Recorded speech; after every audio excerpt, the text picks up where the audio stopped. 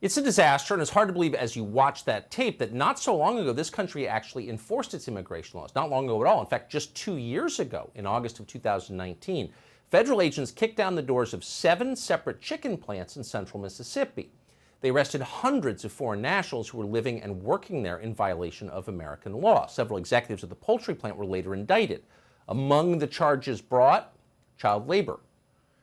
So our decadent corporate press essentially ignored this, except to portray the raids as heartless and barbaric. Not surprisingly, a trade group called the National Chicken Council agreed with that characterization. How dare the government enforce its own laws? What's interesting is that people who actually live in central Mississippi had a very different view of what happened. They'd spent years watching helplessly as foreign workers lowered the wages for people who were actually born there. They understood immigration, as most wage earners do understand immigration, primarily as an economic question. When you flood the labor pool, wages go down. That's called supply and demand. Once the illegal workers were gone, those chicken plants were forced to hire American citizens. In this case, many of them were African American. So you'd think maybe the Biden administration, with its much repeated commitment to equity, would think this is good, but of course they didn't care. They're not interested in helping working class people of any color. Diversity consultants, Princeton professors, MSNBC contributors, transhumanist tech billionaires. Of course, those are their people. That's their main constituency. But blue-collar high school graduates who just want a decent hourly job? No chance, not interested. So the administration promptly shut down all workplace immigration raids. Now employers who hire illegal aliens in order to undercut American wages have the full protection of the Department of Homeland Security. Because it's not a corporate conspiracy or anything, don't you worry. Now, the rest of the world is fully aware of this. They follow these developments. They have the internet, too. As a result, as you just heard Bill Melugin say, a massive migrant caravan has formed in southeastern Mexico in the city of Tapachula. We want to show even more footage of that, which you did not see in Bill's report. You can see the caravan is heading here and smashing through police barricades as it does.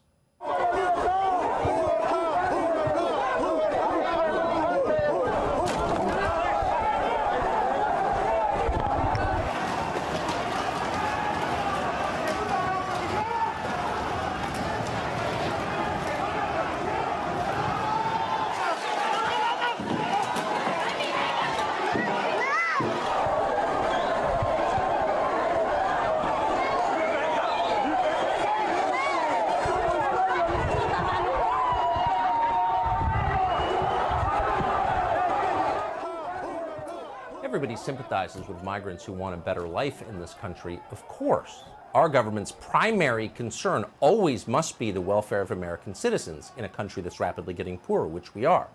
But in general, you sympathize. But migrants who violently break through a police line? No, not allowed here ever. There's no possible way the U.S. benefits from anyone who would do that, period. And by the way, in contrast to previous years, these migrants are not coming exclusively from Latin America. They're coming from as far away as China. And again, why wouldn't they come? The border is now open for everyone. It's not just Central Americans. Fox's Griff Jenkins has been covering these caravans for years, and this weekend he went to Southwest Mexico and immediately saw something very different. Watch. We're in the town of Huehuetan, 16 miles north of Tapachula, where this caravan started. You can see them, some children playing on a swing set, but we're seeing a lot of families, a lot of children out here, and we're seeing migrants from many different countries, not just Central America, which was what was the situation in 2019, that northern triangle of Honduras, Guatemala, El Salvador. But we see Haitians in here. We even met one woman from China, though we couldn't speak to her because she didn't speak Spanish or English. Every migrant we talked to today said they've got one destination in mind, and that's the United States. So why are they coming? We don't need to guess about that. Ask the people who are coming here illegally. They're not embarrassed to articulate it at all. They're coming because they know immigration enforcement under Joe Biden has been suspended in the United States. The White House hasn't simply ended workplace raids. They've also stopped turning people away at the border. So people just come in and they know they'll never be forced to leave. Already, the administration has released more than 160,000 illegal migrants into the country with no supervision whatsoever, without telling the people into whose neighborhoods they're moving, because they don't care what American citizens think. By the way, how many are vaccinated? You can't go to events, you can't have a job in this country without being vaccinated. But if you come here illegally, no problem. What does that tell you? Now, tens of thousands of those migrants, according to documents obtained by Fox News, have already received work permits. Right. Soon they will receive free benefits and the health care that Joe Biden has promised them. That's why they're coming. Again, just ask them and they'll tell you. Why now? I think it's the best time. The best time. Because of the administration? Because of Joe Biden. Because of Joe Biden. It's really that simple. At the same time, you should know that Biden has ordered the government to build a wall around his family's vacation home in Delaware and build it at public expense. Diversity may be our strength, he often says that, but Joe Biden doesn't want it anywhere near him or his family. Now, the irony of that is almost difficult to digest. It was just a year ago that Biden was telling us that walls are immoral, and that's why he would never build a wall. There will not be another foot of wall constructed on my administration. Oh, except around my vacation house in Delaware. Hypocrite. But it's more than hypocritical. It's criminal, and not in a rhetorical sense. Joe Biden is actively and intentionally breaking federal law, even as he works to protect himself and his own family from the consequences of these lunatic policies. Presidents have been impeached for less than that.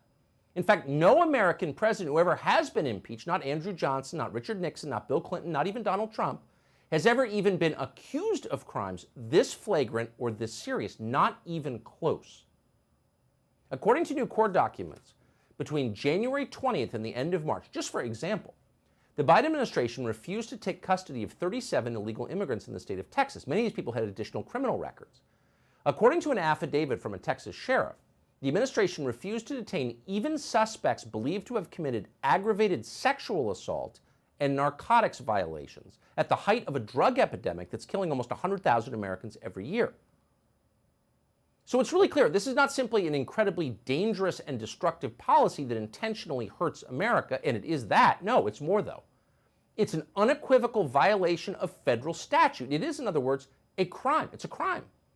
Section 236C of the Immigration and Nationality Act requires federal agents to, quote, detain and hold any alien who is released from criminal custody if the alien entered illegally and is removable on any of the criminal grounds of admissibility, or if the alien entered legally and is removable on most all of the criminal deportation grounds. Got that? In other words, for the safety of American citizens, of course, in every country has laws like this, the U.S. government is required to arrest and hold criminal aliens and deport them.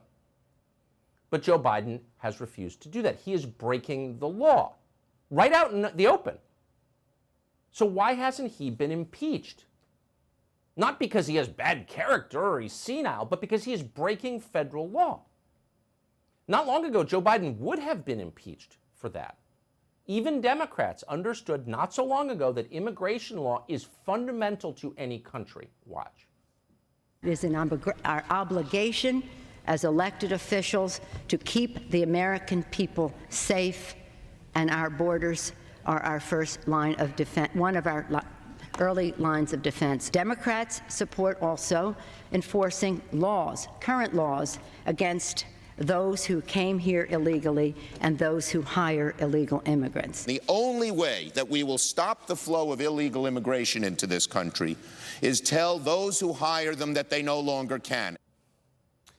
That was before the Democratic Party decided to wholeheartedly embrace its role as corporate toadies, and before, more significantly, they decided it's too hard to convince the population that our policies help them, because in fact they don't help them at all.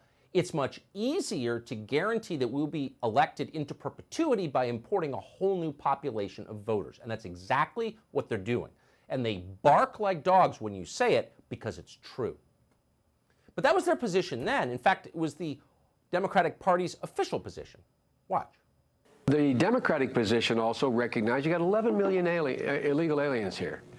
They have to have a way to earn their way into the deal. This is an amnesty. They're required to take 11 years' worth. They pay a fine. They got to learn to speak English. They got to pass tests. I like the English part. Yeah. I like the English part. By the way, if we want the problems of Canada right now, keep encouraging people to keep their foreign language. English is going to unite this country potentially. It always has in the past. I can't think of a country that has two languages as their accepted languages that is doing all that well, including Switzerland and or Canada. Well, that was a completely different Joe Biden. In fact, Sunday we're just going to spend an hour playing you tape from Joe Biden 5 years ago, and you can decide how he's doing now. But that point that a divided country is united by language is true. There is no country in the world that remains united but has different languages, period. I mean, that's an essential fact of life. And everyone just a few years ago understood that. Now, Joe Biden and the party he leads has decided that really nothing matters, including who lives in the United States. And amazingly, some Republicans in the Congress appear to agree. Hey, Sean Hannity here. Hey, click here to subscribe to Fox News YouTube page and catch our hottest interviews and most compelling analysis. You will not get it anywhere else.